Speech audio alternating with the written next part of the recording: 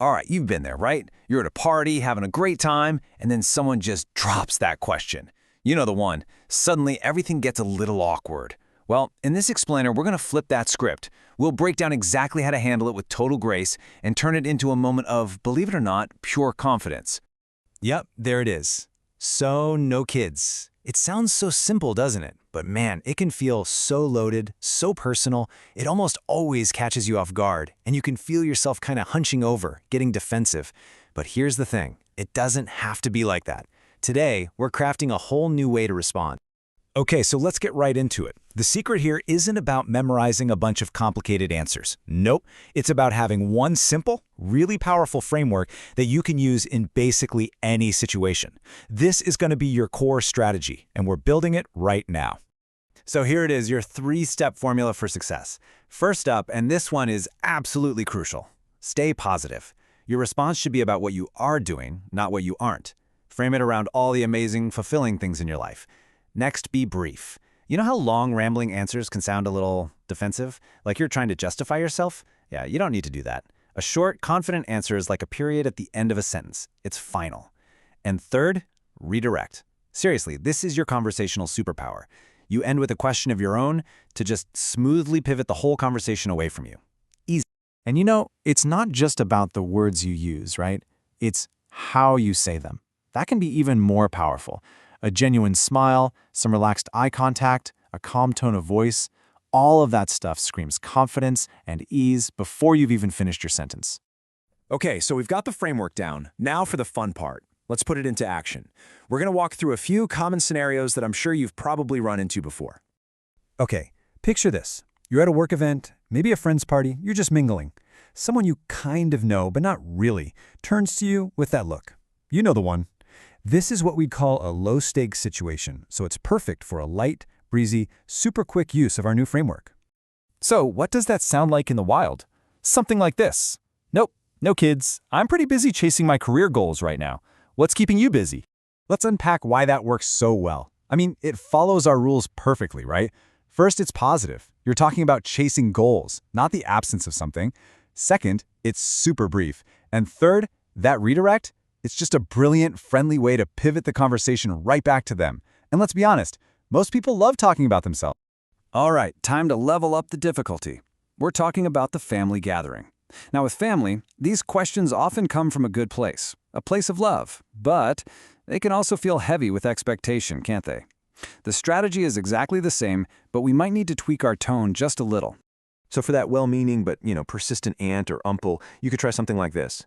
I really appreciate you sharing your thoughts, but I'm happy with the path I'm on. Let's just enjoy our time together. Hey, tell me about that trip you just took. So what's so great about this one? Well, it lets you set a boundary, but with total respect.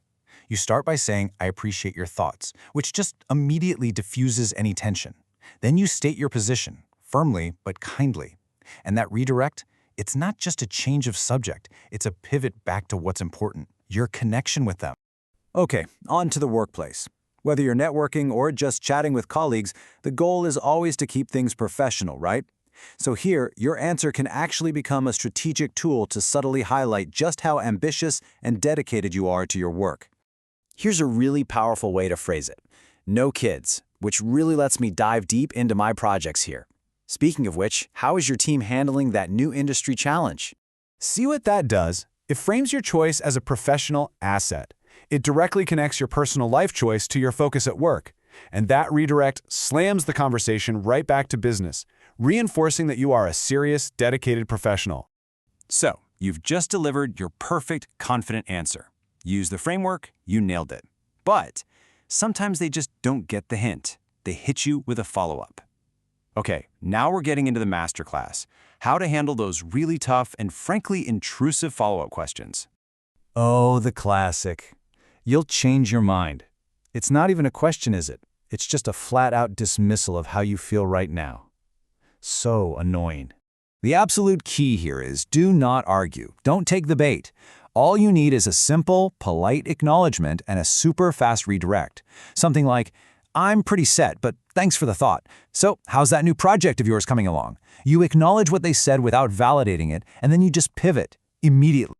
Okay, this next one, can really sting. It's designed to poke at that fear of the future. But who'll take care of you when you're older? The goal here is just quiet confidence. You want to show them you've got it handled. A good reply is something like, I've got plans for that.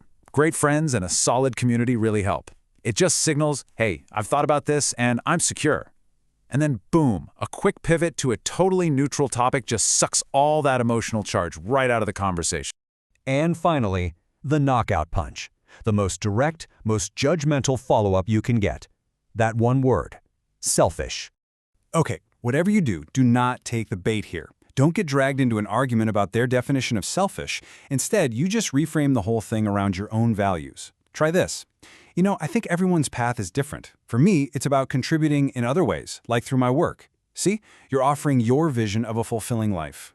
Then, you just hand the conversation right back to them and ask, so what's important to you these days? So, we've covered a lot, right? We have our core strategy, the playbook for different situations, and even a masterclass for those really tough follow-ups. But if there's just one single thing you take away from all this, what should it be? It really all boils down to this. Confidence is your strategy. The ultimate goal here isn't to find the perfect words to justify your life to somebody else. It's to get to a place where you don't feel the need to justify it at all. All these scripts and tactics, they're just tools to help you communicate the confidence that you already have in your own choices. That self-assurance, that's the real strategy. Because in the end, that question, so no kids, it's actually pretty small. The question that really truly matters is the one you get to answer every single day just by living your life. So what fulfilling story are you going to tell?